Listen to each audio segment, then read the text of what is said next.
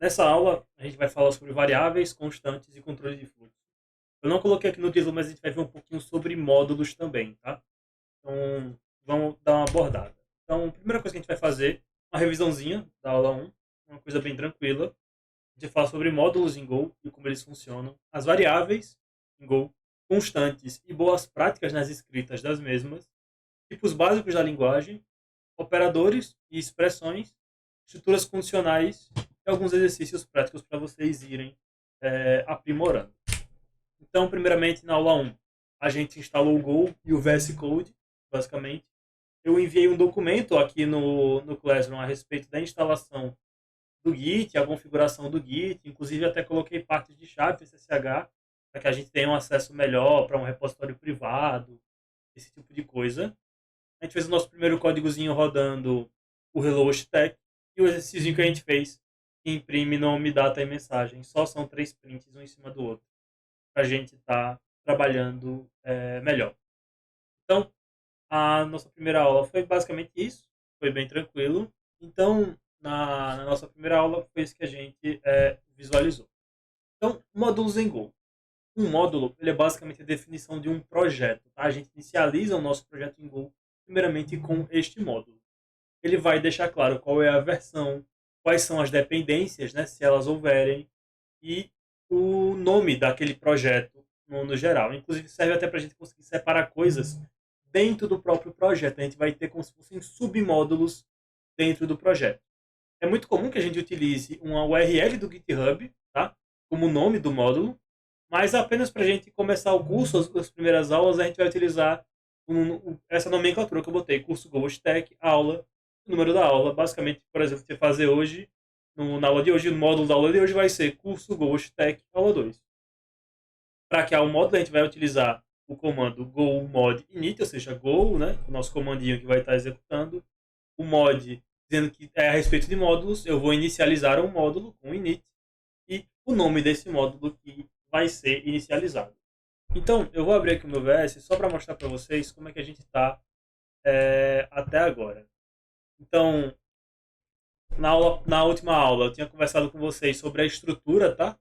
De como ia ficar. Então, no seu usuário, então aqui usuários, eu estou no usuário Upio, eu fiz aqui uma pastinha com o nome de curso Golang e dentro dela eu separei os módulos. Tem o módulo 1, eu tenho aula 1 e aula 2 por enquanto. Eu já criei a aula 2. Vou selecionar a aula 2, estamos aqui na aula 2, e eu vou executar um comandinho aqui no meu terminal. Então eu vou apertar Ctrl J, né, para abrir o meu terminal. Então eu já estou aqui com o terminal aberto. E eu vou criar um módulo da aula de hoje. Eu vou criar com go mod init. E eu vou colocar. Deixa eu só conferir como é que ficou na nomenclatura. Curso Go Stack Aula. Então, curso Go Stack Aula 2. Basicamente isso. Dei um Enter. E aqui o Go vai me devolver, ó, criando um novo Go Mod, o módulo do curso do Stack. E aí aqui tem. Ele cria basicamente um arquivinho assim. Módulo, né? Explicitando o nome do módulo que a gente definiu. E a versão do meu Go. Né? Se eu verificar aqui, Go Version é a mesma versão que a gente está trabalhando. Até para a gente saber futuramente onde vai ficar a parte do. A parte do. De dependências, versões das dependências. Né? Então, para quem já mexeu com Spring, é o nosso ponto XML. Para quem já mexeu com JavaScript, com Node, é o nosso package JSON. Então, o GoMod é responsável por esse gerenciamento das dependências. Ok? Então, basicamente, a gente cria um módulo dessa maneira. Variáveis em Go. Variáveis, no geral, né, são espaços de memória que a gente organiza, a gente dá nome a eles. Eles vão receber e armazenar valores dentro do nosso código. A gente pode declarar uma variável, por exemplo, ali com var, nome e o tipo. Então, var é a natureza dela, então é uma variável. O nome é o nome dessa variável, pode ser qualquer nome.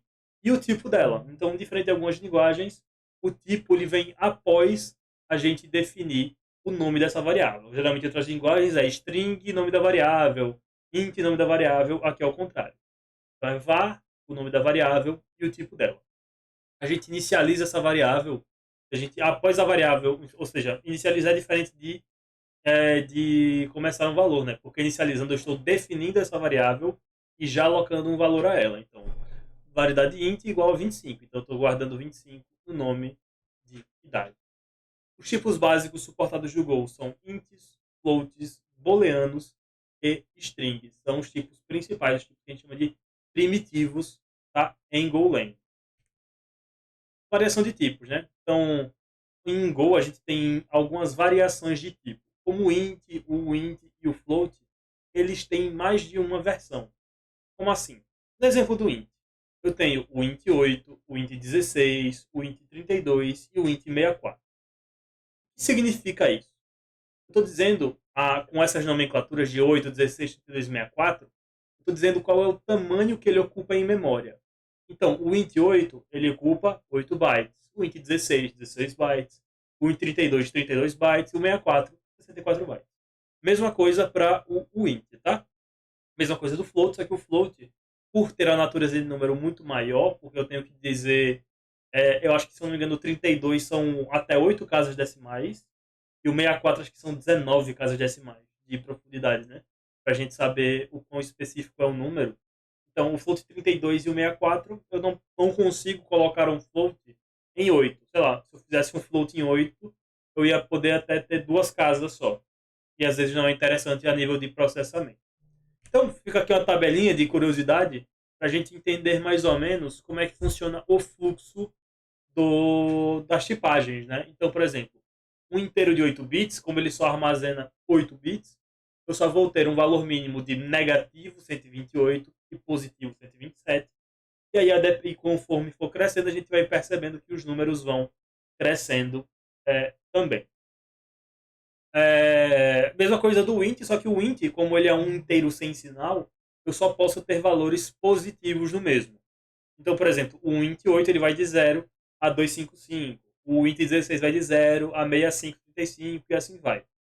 E aqui a gente tem também, falando a respeito do float, o tipo, né? Então, se é float 32 ou 64, e o valor mínimo aproximado. Então, tem aqui as variações, né, de valores para que a gente possa fazer o tamanho desses documentos. Então, são números bem grandes que a gente pode definir, né, com as casas decimais usando o float. Nem sempre isso daqui, gente, vai ser importante. Mas por que é importante que a gente entenda que eu tenho um int 8, 16, 32? Para a gente limitar alguns casos. A gente não precisar, por exemplo, não vou precisar fazer um if para verificar se o valor máximo é maior do que 127. É só declarar aquilo como um int 8. Que automaticamente o próprio compilador vai cuidar disso para mim. E por que também a gente vai ter que aprender disso? Porque a gente pode inferir tipos com o Golang. Então, o que eu estou querendo dizer? O que é inferência de tipos? É algo que algumas linguagens já fazem, né? São algumas linguagens que já fazem essa inferência de tipo. Por exemplo, o JavaScript faz essa inferência de tipo, o Python faz a inferência de tipo, que é eu posso declarar uma variável sem deixar explícito o tipo dela. Diferente de Python, nessa linguagem, né, o Go ele é fortemente tipado. Ou seja, eu não consigo, com facilidade, ficar alterando a natureza de uma variável. Eu não consigo pegar ela de int, jogar para um float tranquilamente, sem causar algum tipo de erro, sem jogar para uma string. Esse tipo de coisa não funciona dessa maneira em Go. A gente tem uma biblioteca só para isso, que pode trazer erros, ela traz o tratamento, então a gente vai se acostumando a usar. E ao longo do curso também a gente vai utilizar, né? Então a gente já viu como é que a gente declara uma variável, utilizando natureza, nome e tipo, mas a gente também pode inferir o tipo da variável, né? Baseado no valor que ela receber. Então, o inferência de dados só entra para um caso de inicialização, né? Onde eu crio uma variável já declarando um valor a ela. Para isso a gente usa o operadorzinho do Gopher, né? O operadorzinho do Gopher é isso aqui, dois pontos igual. Há quem diga que parece com o mascote do Go, que é o Gopher, que é essa coisinha linda aqui. Tem uma imagem muito boa, acho que é na tela de download dele, que ele tá com os olhos todos tronchos. Cadê? Go download. Ah, não tá aqui. Eu tinha visto ontem, na aula de ontem presencial, tem uma imagenzinha muito boa dele. Mas é basicamente isso. O Gopher é esse carinha simpático aqui. E ele que dá o nome desse tipo de operador, né? Mas aí que tá. A inferência, ela sempre vai alocar o máximo de memória possível. Por exemplo, se eu quiser receber um int 8 no máximo, se eu usar a inferência, ele vai alocar para um int 64. E aí vai sobrar memória para um valor que caberia aqui dentro. Imagina que a gente vai receber, por exemplo, um dado de idade. Nesse caso, gente, dando uma geral nos valores, qual é o valor mais ajustado, ou seja, o valor que faz mais sentido com a natureza de uma idade? Sabendo o valor máximo e sabendo a natureza também. Então, idade não pode ser negativo. Qual é o melhor tipo de dado para a gente armazenar uma variável de idade? João, o int 8, ele funciona também. Só que se eu estiver pensando na natureza de que idade não pode ser um valor negativo, eu prefiro ficar com o int. Porque o int, a idade não pode ser menor do que zero. Por mais que o valor dela seja um pouco maior, o teto dela seja um pouco maior, eu prefiro ter um teto um pouco maior do que a gente ter, por exemplo, receber algum valor negativo na idade, né, no campo de idade. Então, a gente geralmente utiliza o int 8 para esse tipo de coisa. Quando a gente começar a escrever uma API, trabalhar com esse tipo de coisa, com certos dados, tá? É comum que a gente defina o ID de alguma estrutura, de algum modelo, utilizando o int, até por essa natureza. Ok? Ele ocupa menos memória, ele é um pouco mais leve, e a gente tem a definição na própria variável sobre como funciona. Então, agora que a gente já entendeu, aqui eu tenho um trechinho, né, da gente declarando algum tipo de variável. Então, a gente tem o pacote main, coisa que a gente já viu, o fmt para a gente imprimir. Dentro da minha função main eu tenho var idade int, é uma maneira que eu posso fazer, tá? Var idade int. Então, natureza, né, que é uma variável, o nome dessa variável se chama idade. E aqui int como 23. Óbvio que eu falei a respeito da gente otimizar ao máximo idade, mas eu só usei aqui para nível de exemplo, tá? Igual a 23, como vocês podem ver, Go não tem ponto e vírgula, inclusive fica até uma curiosidade legal para o Go. E se você tiver com a extensão instalada, a gente pode verificar o seguinte: sempre que eu salvo um arquivo em Go, a extensão tem um linter próprio. O que é um linter? É um organizador de código. Então, se eu começar a escrever aqui um fmt.println, hello world, aí eu acho que eu posso fazer o seguinte: botar algumas indentações. A partir do momento que eu salvar, ele deve organizar todas e deixar tudo indentado certinho. Olha só. Olha a bolinha, não está salvo. Quando eu salvo, ele organiza tudo no meu código. Se eu quiser colocar ponto e vírgula no final, percebe que ele não dá erro, tá? Ele não reclama de erro. Mas quando eu salvo, ele retira. Então, são algumas opções que o próprio Go já tem. Mas vamos lá, eu vou pegar aqui variedade. Vamos pegar otimizando memória, tá? O int 8 é igual a 23. Percebe que ele já está reclamando, né? Porque a gente não está utilizando essa idade. Ela foi declarada e não foi utilizada. E também está reclamando da gente importar o FMT, que foi importado e não foi utilizado. Porque dentro da função... Aqui, Pedro, é só um exemplo de como a gente pode fazer dos dois casos, tá? Por que eu digo isso? Porque se a gente estiver declarando algum tipo de variável, algum retorno de função, é mais comum que a gente utilize o Gopher, tá? Mas a gente pode utilizar a igualdade também. Geralmente a gente usa igualdade quando a gente quer garantir o tipo de um dado. Quando a gente garante o tipo desse dado. Então, eu posso utilizar tanto o var, mas nada impede também de eu ter uma idade 2 e o tamanho 23. Só que aqui eu estou ocupando 8 bytes e aqui eu estou ocupando 64 bytes. Então aqui já é uma diferença que a gente pode visualizar. A gente pode usar o Gopher para tudo? Pode. Mas eu também preciso passar para vocês a importância de a gente saber utilizar isso daqui. Tá? Como eu falei como tem lá no outro slide, eu não consigo declarar uma variável assim aqui, tá? Eu não consigo declarar idade 3, 2 pontos igual a 4. Eu não posso. Fora de um escopo de função, eu posso declarar variáveis globais. Mas eu tenho que usar o conceito de var e o tipo. Então, var idade 3, int igual a 23. Aqui eu posso utilizar. e ele não reclama. E eu não estou usando o FMT, ele já excluiu lá do import, né? Do linter. Mas aqui eu já tenho um exemplo de como funciona. Então eu posso declarar variáveis fora do escopo de uma função, tá?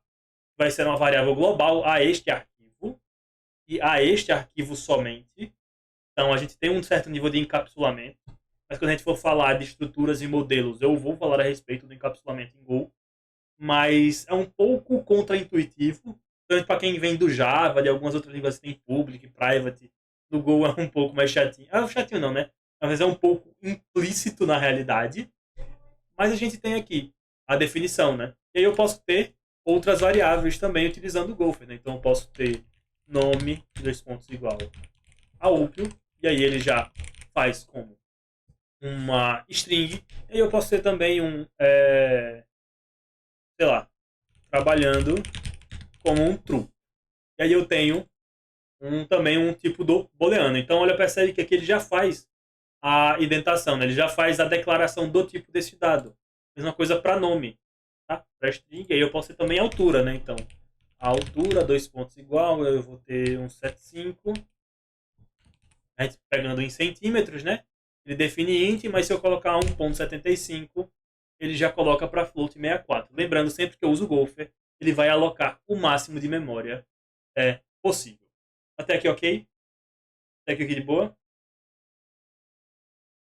Massa. Então, aqui voltando, eu posso só fazer um printzinho aqui para a gente verificar, né? Então, fazer aqui um fmt.println, idade, nome, altura e trabalhando. Não vou colocar texto, então não vou colocar nenhuma firula, só para a gente executar aqui.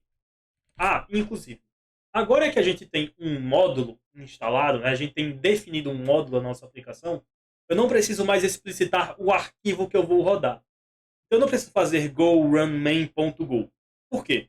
O go run main.go eu estou rodando aquele arquivo em específico, não rodando um projeto, não estou rodando todo o nosso projeto, que é essa pastinha aula 2.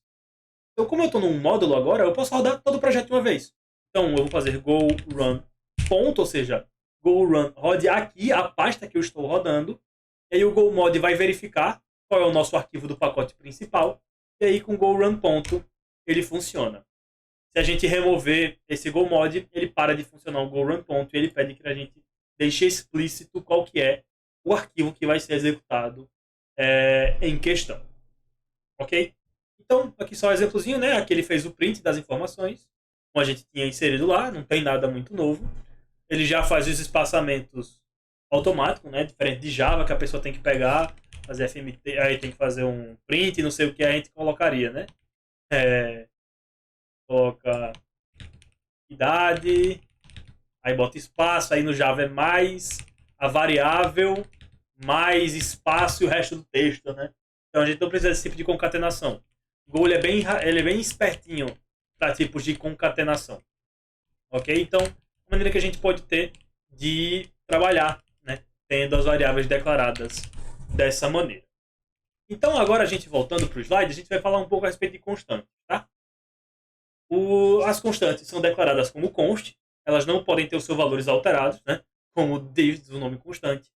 Elas são usadas para valores fixos, tá? No sistema, então a gente pode definir como um valor fixo.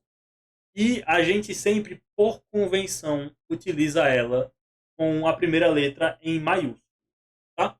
A gente pode fazer isso tanto fora quanto dentro de um escopo de função, mas é mais comum que se faça fora dos escopos de funções. Então é comum que um projeto em Go, as primeiras linhazinhas dele sejam alguns const pi, vou pegar como tal exemplo ali, const pi, né? E aí eu posso passar 3.14.15.19. 19? Não, 14.15.9. Então eu posso fazer assim. E aí o pi, ele já define, olha só, ele é um float, mas ele é um float que não está tipado. Olha isso aqui. Como assim? Ele é um float, mas ele não está tipado. Ele é um float, de fato. O Go já consegue identificar que ele é um float, mas ele ainda não conseguiu definir qual que é o tipo desse float.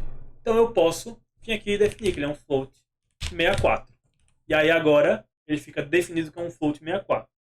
Ah, Alpio, qual é a diferença? Vamos pegar aqui agora.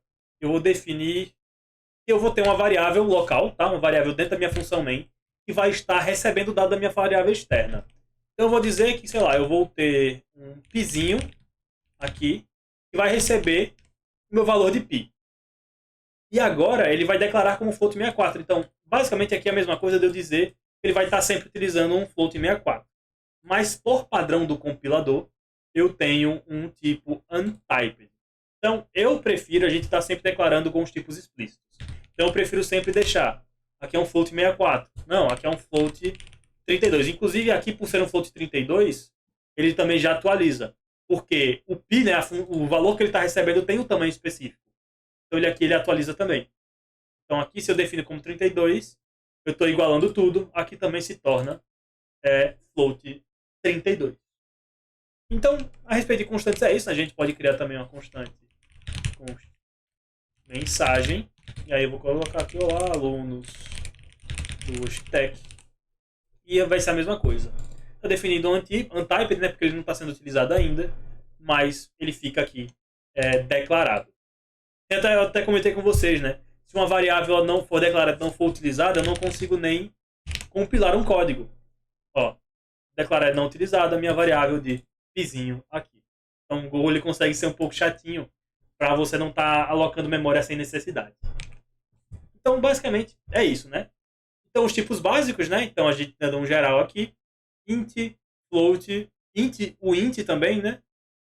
Float, booleano e string são os que a gente mais vai trabalhar.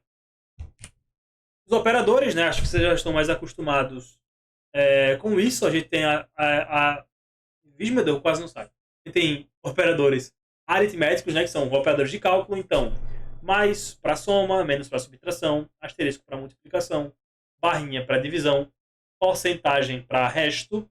Não vou ficar indo muito a fundo, gente, porque acredito que não seja a primeira linguagem de vocês. Então, acredito que vocês já estejam um pouco mais acostumados com esse tipo de nomenclatura. Igual para verificar uma comparação diferente, né? Então, exclamação igual, maior que, maior igual, menor igual. E lógicos, né? E, né? Então, dois comerciais e dois pipes são ou. Isso aqui é para verificar se é diferente, né? É uma negação. Botei um exemplozinho de uso, tá? Bem padrão mesmo, não é nada muito fora do comum aqui.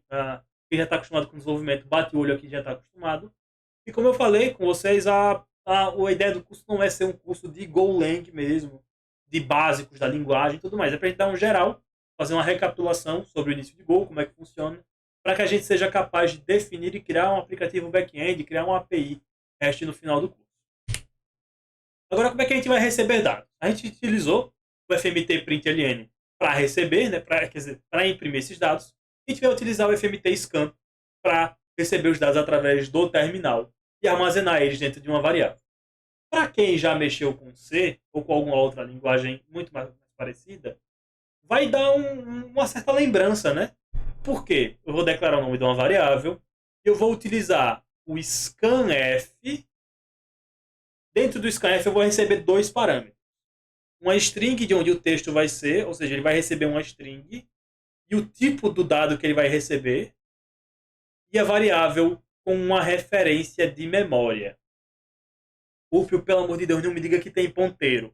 Tem, mas não é igual. É um ponteiro um pouquinho menos chato para a gente poder mexer. Então, ponteiro e referência é uma coisa também que está presente em Golang.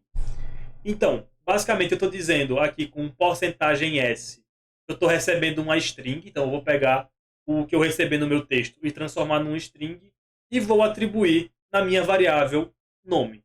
A gente também tem o D para um inteiro, a gente tem o porcentagem F para float, a gente tem essas porcentagens, essas notações para outros casos. Então, bora fazer isso e verificar isso aqui no código. Então, eu vou fazer aqui, deixa eu remover essas constantes. Eu vou ter aqui uma var nome string, então eu vou declarar uma variável aqui. E aí eu vou fazer fmt println, insira o seu nome. E aí a gente vai fazer, né? fmt.scanf. E aí o formato da string que eu vou estar recebendo, né? Então eu vou estar recebendo uma string, por isso porcentagem S. Não é comercial, porque eu tenho que passar o endereço de memória daquela variável, nome, e depois eu faço println olá, vírgula, o nome. Então, aqui é um exemplozinho básico. Posso fazer go run ponto. E aí ele pede o meu nome aqui embaixo. Eu coloco o up. E ele solta a mensagenzinha. Olá, up. A gente pode, up, utilizar essa mesma lógica para fazer um print utilizando isso. Fazer um print um pouco mais organizado. Porque imagina, eu quero fazer olá, up, tudo bem? E aí eu teria que fazer olá. Boto uma vírgula, né? Fecho as aspas, abro uma vírgula. Coloco a minha variável. Boto espaço, boto aqui. Tudo bem com você? Então, se eu executar o código novamente, fica dessa maneira, né? Óbvio, tudo bem com você. Só que eu, particularmente, não gosto muito desse tipo de concatenação. Então, o que é que eu posso fazer? Eu posso... Percebe que o F aqui desse scan, ele é para um tipo de padrão que a gente usa, que é um padrão de formatação, que é utilizar esses padrõezinhos daqui. Então, o que é que eu posso fazer? Eu posso vir aqui, colocar, em vez de print ln, fazer um print f, no final das contas. E aí eu vou tirar o nome aqui do meio e vou colocar porcentagem S. E aqui depois do meu código eu vou dizer qual é a variável que vai cair nesse porcentagem S. No caso vai ser nome. Eu acho uma maneira muito mais organizada e mais elegante de a gente escrever código assim, tá? Então agora quando eu executo, a saída vai ser a mesma, porém eu acho essa saída um pouco mais confortável até para se escrever, tá? Até aqui ok para todo mundo? Sobe o joinha aí no negócio. Massa. Então, a gente partindo disso daqui, a gente vai para falar um pouco a respeito de estruturas condicionais. E aí, gente, é basicamente padrão a qualquer idade, né? A gente tem uma sintaxe mais simples, onde a gente utiliza if. Eu não preciso de parênteses para as condições. Eu boto as verificações, abro um escopo utilizando as chaves e o println aqui embaixo. Ok? Tipo, isso aqui é bem tranquilo para quem já programou. Isso aqui não deve ser nenhuma novidade, tá? A gente também tem o caso do switch. Então, o switch a gente usa quando a gente está esperando valores específicos. E alguém talvez esteja olhando isso e pensando, Upio, não está faltando break nesses switches, não? Para a gente não ter um fall true. O que é um fall true? Um fall true é tipo assim, eu escolher segunda e o switch por padrão imprimir terça, quarta e outro dia. O Go ele já tem um break automático. Então a gente, em vez de ter um fall true automático que outras linguagens têm, que pediria um break, né, aqui embaixo dessa impressão, se eu quiser imprimir a próxima, eu coloco aqui um fall true no final. E aí ele vai. E aí ele vai para a próxima. Mas a gente já tem um break por padrão. Então o switch é aquilo, né? Eu recebo uma variável e para cada valor possível desta variável, ele vai ter uma saída aqui específica. Ok? Até aqui de boa? Então, assim, switch é esse tipo de coisa mais tranquilinha. Aí eu acho que já vem algum exercício, né? Então a gente vai ter um exercício prático. Então, primeiro, a gente vai receber no nosso código o nome, a idade e a altura do usuário. Essa altura tem que estar em centímetros, tá? E vai exibir o nome com essa formatação, né? Olá, tarará, você tem tarará anos de idade e a sua altura aqui. Informe depois de imprimir se ele é maior ou menor de idade. E o programa ele vai ter que alocar o mínimo de memória possível. Então a gente vai utilizar as nomenclaturas de tipo que a gente falou a respeito. Tá certo? Vou dar acho que 5 minutinhos. Ela é suficiente para vocês conseguirem fazer. Eu vou pegar uma água. Estou morrendo de sede. Bora lá, bora fazer aqui. Ele é bem tranquilinho, como eu espero que vocês já tenham pego mais ou menos a ideia, tá? Eu vou então no nosso VS Code, eu vou fazer essa questão, né? Então vamos lá. Eu estou pedindo para que a gente tenha nome, idade e altura em centímetros recebida pelo usuário. Então basicamente eu vou ter que declarar essas variáveis, né? Eu vou declarar var nome string, var idade o int8 e var altura. E aí eu não sei como vocês colocaram, mas eu gosto de utilizar para altura o int8 também. Por que o int8? Porque a gente não pode ter uma altura negativa e a gente também não pode ter, é muito difícil que a gente tenha uma altura, no caso, para esse contexto de uma pessoa maior que 2,55. A não ser que vocês conheçam alguém que tem mais de 2,5 metros. Então eu gosto de deixar o int8 aqui. E aí eu vou fazer, né? FMT, println, insira o nome do usuário. E a gente vai fazer um fmt.scanf. Recebo, vai ser uma string no caso, né? Então, porcentagem S. E eu vou atribuir a minha variável de nome. Para a gente adiantar, eu vou copiar e colar isso daqui. Vou dar uns espaçamentos. E vou trocar, né? Então, insira o nome, não. Aí seria a altura. E aí eu vou receber essa altura como int, tá? Então, porcentagem D. Ok? Porcentagem D. Que é para inteiros. E vou colocar aqui idade. Mesma coisa agora para altura. Insira a altura. Vou colocar aqui entre parênteses, que é em centímetro. Do usuário. Mesma coisa. Estou recebendo porcentagem D. Opa, porcentagem D. E a variável vai ser a minha variável de altura. Depois de ter feito isso, eu vou fazer uma verificação, né? Se o usuário ele é maior ou menor de idade. Então, a gente vai fazer uma verificação aqui de if. Idade for menor ou igual a 18. Eu vou imprimir que o usuário é menor de idade. E else, eu vou imprimir que o usuário é maior de idade. Ou seja, caso ele tenha... Eita, é menor. Aqui não é menor igual não. Aqui é menor. Porque se ele tiver 18, ele já é maior de idade. Então, se a idade dele for menor do que 18, ele é menor de idade. Caso contrário, né, ele é maior de idade. Agora a gente fazendo os testes, vamos rodar para verificar. O nome do usuário é Upio. Opa. O que ele está reclamando? O que deu isso aqui? Insira a altura e... Insira a altura não. É idade. Deixa eu cancelar e executar de novo. Nome do usuário. Upio. E aí ele está pulando, né? Eu vou só escrever aqui, botar, por exemplo, a idade, que é o na ordem. E eu não estou imprimindo no final, né? Eu vou imprimir só para a gente debugando, tá? Eu vou imprimir só para que a gente debugue esse valor. Então, vou fazer usando o printf. Vou fazer aquele texto, né? Olá. Olá, porcentagem S. Você tem porcentagem de anos e porcentagem de centímetros de altura. E aí a gente sempre coloca na ordem, tá? Então, nome, depois vem idade, depois vem altura. Vamos executar mais uma vez. Vou colocar o nome do usuário. E eu tenho idade. Eu vou colocar aqui só 23. Altura. E aqui eu posso colocar uma quebra de linha para ele não bugar com o próximo. Só mais uma vez para a gente ficar organizado a minha saída. Olha só.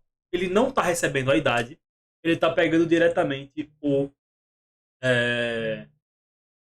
E está pegando diretamente a altura, né? Então eu não estou atribuindo nada em idade. Vamos tentar descobrir o porquê. Eu posso vir aqui, depois de receber a minha idade, e fazer um fmt.scan. E vou deixar só esse ponto scan. E eu vou falar o porquê disso. Vou testar, verificar se está funcionando. Não, não está.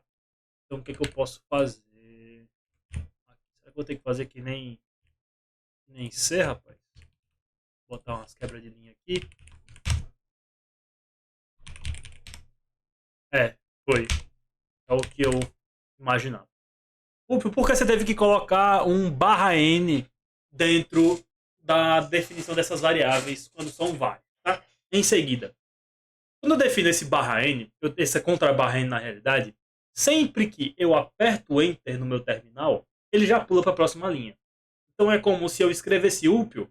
Se eu estivesse escrevendo numa string meio que padrão, eu estou escrevendo dentro do terminal Upio e contra /n. Esse contra /n identifica o meu Enter.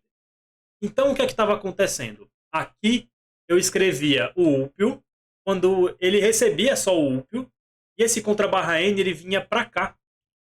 Então ele recebia o contra /n aqui. E aí com o contra /n ele atribui um valor zero, porque ele não consegue identificar o que é. E aí o que funciona é o próximo, que é o de altura.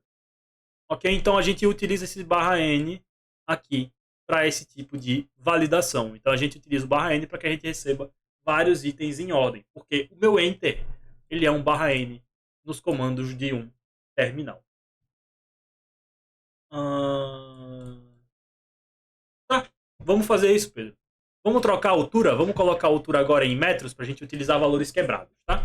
Então, eu vou colocar alturas. Vou colocar aqui que a nossa altura é em metro e vou transformar para um float 64. Agora, tendo feito isso, eu vou receber aqui porcentagem F, porque é um float, tá? E vou imprimir aqui como float. Então, eu alterei as atribuições. Vamos testar. GoRun. Opa, declaration. Ah, tá. É o teste aqui. E o nome do usuário, Upio, a idade 23, a minha altura 1.75. Porra, mas olha só. Ele colocou, lá que você tem 1 ano e 1.75000 centímetros de altura. Como que eu faço para só mostrar 1.75? Se eu quiser utilizar, eu vou aqui no porcentagem, tá? Na hora da minha saída. Em vez de porcentagem F, eu uso porcentagem 2.2F. Então, aqui é a definição, né? Ou seja, a parte da minha casa decimal, quantas casas eu vou mostrar e o tipo, que é um float. Então, aqui vai mostrar 2 casas, aqui vai mostrar 3. Ele não vai arredondar, tá? Ele vai só exibir a quantidade de casas decimais. Se eu colocar .1F, ele vai mostrar 1,7 metros. Se eu colocar 2 casas, ele vai para 1,75 metros. Eu tenho que trocar para metros de altura. Então, ó, vou executar aqui agora. Do usuário Upio 23 1.75 e ele imprime aqui 1.75. Se eu colocar .3 Upio 23 1.75, ele vai mostrar 150. Ok? Então aqui é a maneira que a gente utiliza para esse tipo de verificação. Então a gente utiliza essa nomenclatura de ponto 2, ponto 3. É basicamente ponto, quantidade de casas decimais, e F, porque a gente está falando de um float. Ok? Até aqui dúvidas ou de boa? Deu para entender a explicação do porquê que eu tenho que usar o /n aqui? Deu para entender? Bacana. Porque isso não é de todas as linguagens, mas algumas têm isso. Então, para quem já mexeu com Java, a gente pode ter esse tipo de problema com Java. Só que no Java a gente dá uma limpada na memória do scanner. Mas aqui eu acho um pouco mais tranquilo a gente utilizar isso, né? Essa quebra de linha para a gente estar recebendo a verificação. Então, tendo feito isso, a gente já pode partir para o nosso segundo exercício. O segundo exercício é tranquilo, tá? A gente tem um de entrada e saída de dados. A gente tem um de verificação, né? De if else, de alocamento de memória responsável. E agora é um tranquilinho para a gente fazer sobre o switch. Né? Então, voltando aqui rapidinho para o switch, eu tenho os casos, né? E aí vai ser case e o valor absoluto, né? Então, o caso possível desse dia. E o default é a minha saída padrão, caso nenhuma seja atendida. Então, o switch a gente vai fazer, ele vai pedir, né? Vai imprimir para pedir um número de 1 a 12 ao usuário. E ele vai exibir o mês escolhido foi tal mês. E aí o mês vai ser escrito por extenso, né? Se o cara inseriu 1, vai ser janeiro. Se inseriu 2, vai ser fevereiro. E assim vai. E aqui eu não terminei o texto, né? Mas caso o valor estiver fora do alcance, avise o usuário que o mês inserido é inválido. Pronto. Então, e esse aqui é o exercício prático 2. Então, vocês vão fazer isso. Vamos fazer parecido. A gente vai declarar uma variável de mês, vão receber o mês do usuário e vai fazer um switch em cima. Para cada mês, a gente vai ter a saída por extenso lá no textinho. E aí, caso o valor esteja fora do alcance, a gente vai avisar o usuário que o mês ele é inválido. Mais uma vez, 5 minutinhos aí para vocês fazerem. Então, às 8h07 estaremos de volta. Ok, bora lá. Esse aqui é basicamente um exercício de repetição, né? Não que a gente esteja vendo repetição agora, mas dentro do nosso código a gente vai ter muita repetição de texto. Eu vou deixar isso aqui assim, eu vou criar... Na verdade eu vou apagar, eu vou comentar tudo isso aqui. Eu vou jogar ele aqui embaixo. Exercício 1. aí a gente vai fazer, né? Então eu vou declarar uma variável de mês. Então, var mês int8. Não precisa a gente botar como int8, mas eu sou muito chato. Eu sou muito chatinho com essa parte de otimizar memória.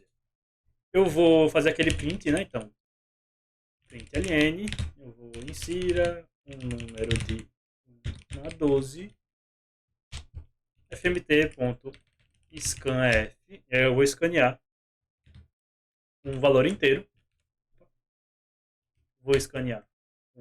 e vou atribuir a minha variável lá de mês. Depois de ter feito isso, eu vou fazer o switch, né? Então, switch. E aí aqui a extensão já me adianta um pouquinho, né? Então, o switch é a expressão, ou seja, o valor que eu estou verificando e as condições, né? Então, case 1, eu vou copiar isso aqui. Case 1 eu vou ter um println, o mês escolhido foi janeiro. E aí eu posso ir copiando isso aqui um embaixo do outro, né? Então, 2, 3, 4, 5, 6, 7, 8, 9, 10, 8, 9. A chave não vai não. 5, 6, 7, 8, 9, 10, 11, 12. E aí vai para 5, 6, 7, 8, 9, 10, 11, 12 e por final o meu default. Println, mês inválido. E aí a gente pode ir trocando, né? Então, janeiro, fevereiro, março, abril, maio, junho, julho, agosto, setembro, outubro, novembro e dezembro. Caso nenhum valor inserido esteja nesses casos daqui do switch, ele vai simplesmente imprimir pra gente que o mês ele é inválido. Então, bora testar. Vou run ponto. Tá mostrando esse histórico aqui por algum motivo, né? Mas vamos lá. Por algum motivo ele estava ali mostrando tudo bem. Insira o número de 1 a 12. Se eu colocar 1, vai sair janeiro. Se eu colocar 2, fevereiro. Se eu colocar 3, março. Se eu botar 8, desculpa. Se eu botar 8, vai sair agosto e assim vai. Então a gente já garante que está funcionando.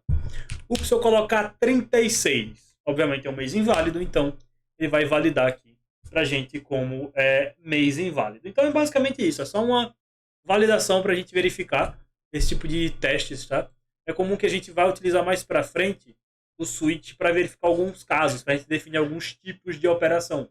Por exemplo, eu fiz uma API para um sistema de gerenciamento de marcas e lá tinha uma aba de pagamento.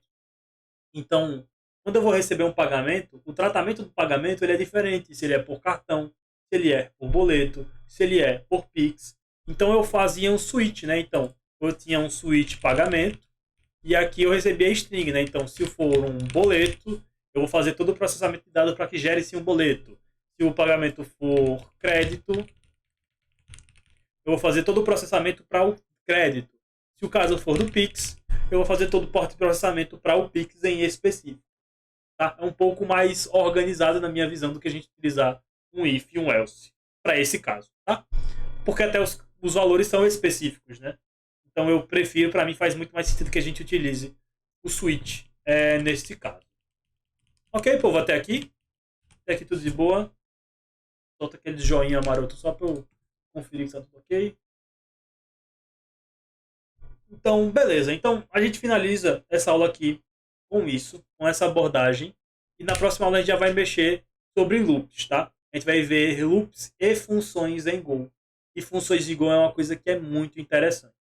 O Go ele tem uma estruturazinha, uma maneira de trabalhar com funções e é bem diferente de outras linguagens, vai permitir que a gente faça uma brincadeira bem sadia, tá? Então, após essa aula, testem, né? Criem algumas variáveis, algumas constantes, peguem alguma lista de exercício, procurem lista de exercício para mexer com isso. Façam os exercícios com operadores lógicos e condicionais, então podem procurar a respeito.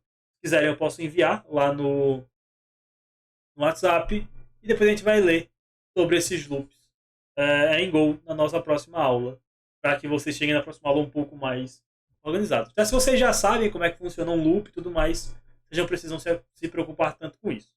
Então, a gente vai ver estruturas de repetição e funções na próxima aula. Eu vou colocar, Pedro, eu vou soltar os slides como PDF. Eu acabei esquecendo de colocar o da primeira aula, mas eu vou fazer isso sim. Fechou, pessoas? Então, deixa eu só fazer aqui a chamada de vocês, rapidinho.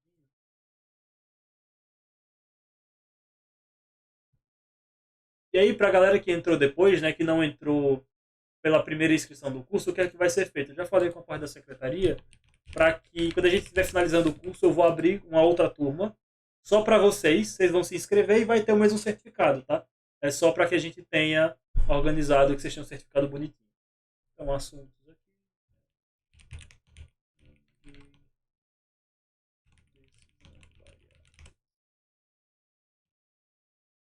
Então, bora lá. Eu vou aqui abrir a minha de pessoas. Então, o Arthur Dueta aqui. O Ítalo. Já vou aqui o Ítalo Gustavo está aqui. A Jennifer está aqui. O João Lima está aqui.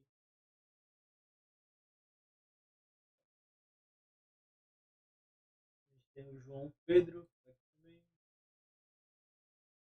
Tem o José. José, você veio por fora, não foi? Você não chegou a se inscrever na turma, não, porque eu não estou vendo teu nome aqui na chamada. Então, já vou ficar esperto para que a gente crie. Vou ficar esperto para que a gente já crie depois a turma para você. O Plênio está presente. O Lenilson está aqui também.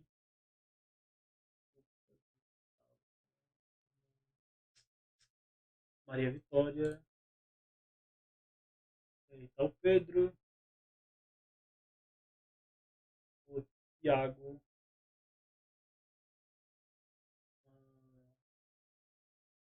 O Tomás não está aqui. Tem o Vitor Lucas. Tem o Emerson. Então, Vitor Vasconcelos, Vitória Vita não. Wagner Leandro também não.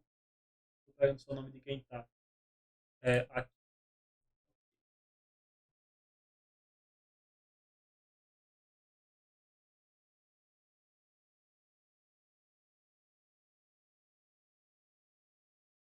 Olha, Jennifer, ótima pergunta sua, né, a respeito aqui. Eu vou ler em voz alta para ficar na gravação, até porque não está aparecendo. Cúpio foi usado o int 8 em vez de int para o mês. Queria entender melhor a motivação dessa escolha. É mais por didática para mostrar como funciona os tipos inteiros no Go, ou você pensa em reforçar a ideia de limitar o range de valores? Para mim, eu comentei na hora que é um pouco dos dois. É para explicar que a gente pode fazer isso. A gente pode delimitar na hora de declarar uma variável, esse tipo de range de valores, mas eu gosto porque, por exemplo, imagina que a gente está subindo a nossa aplicação daqui a uns meses, a gente vai subir uma aplicação num servidor. Imagina que a gente está trabalhando, Jennifer, numa máquina que ela tem 512 MB de memória RAM, ela tem um core de processador, então é uma máquina que tem um ambiente muito limitado. Tá? Então é uma máquina que quando a gente for rodar alguma coisa, ela tem que ser o mais econômica possível. O nosso projeto, o nosso programa, ele tem que ser o mais econômico possível nesse sentido. Então, eu gosto muito de utilizar porque a gente tem que estar preparado para que o nosso código ele rode nos ambientes mais adversos. Então, eu, particularmente, eu prefiro fazer assim.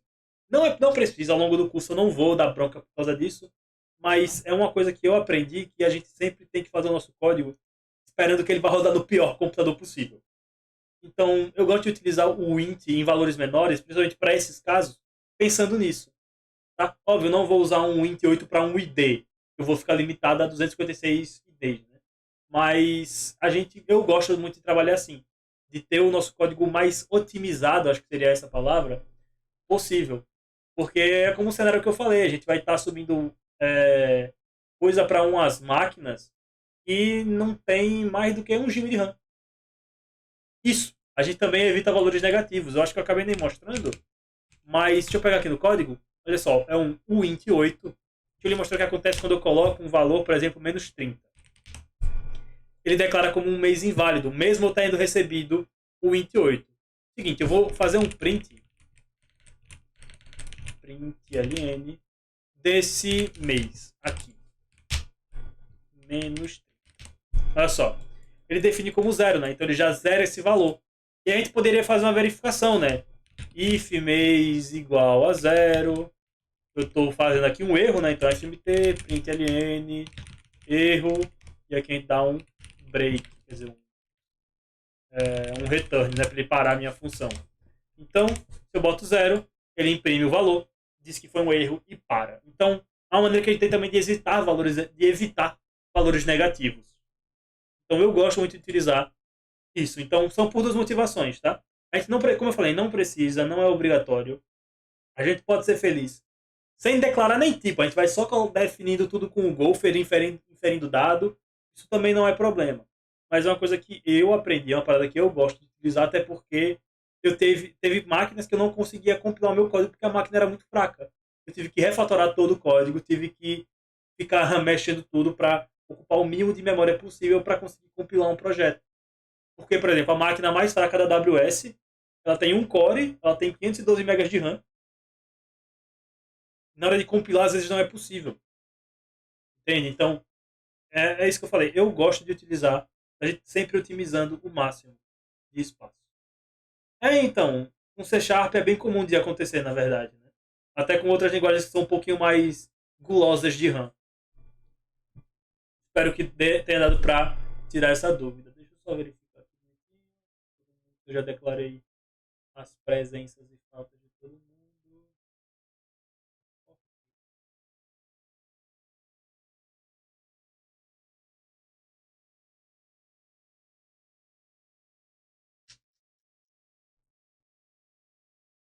Então é isso, povo.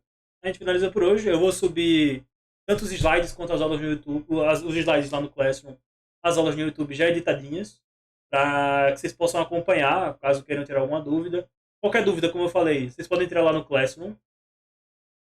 O Arthur, se não me engano, foi o Arthur? Foi o Arthur. O Arthur criou um grupo no WhatsApp, tá lá no mural, para vocês alunos quiserem entrar, debater, tirar algum tipo de dúvida, certo? Então vai ficar a critério de vocês. Então é isso, povo. Um bom resto de semana. Como vocês viram lá no Classroom, vocês estão convidadíssimos pro EBA. Pedro, passei sim. Passei. Eu vou jogar lá no slide, eu vou jogar o PDF, é bem tranquilinho. É um MSI que você instala perto da net. Você tá no Ubuntu, usa o apt, pô. Se o da apt instala o Golang. Quando tu tá no Ubuntu. Dá pra instalar pelo gestor de pacotes. Então vocês estão mais do que convidados pro EBA. Eu mandei lá um cupom para vocês poderem acessar, poderem assistir. É um evento super interessante, é um networking bem válido. Nós assistimos no sábado e na sexta-feira à noite tem o Mentoring Meet com o Durval. O Durval ele é representante da MongoDB na América Latina. O cara está aí desenvolvendo software há mais de 20 anos, então ele tem uma experiência bem legal para poder passar para a gente, para tirar uma conversa bem legal. Se não me engano, tem Comes e Bebes na faixa. Então acho que é um atrativo legal para vocês comparecerem também. E é isso, pessoas. Eu acho que por hoje a gente finaliza. Espero ver vocês sexta-feira lá, ou no EBA, ou no Mentoring Me. Ok, pessoas? Então, vou finalizar por aqui. Vou finalizar nossa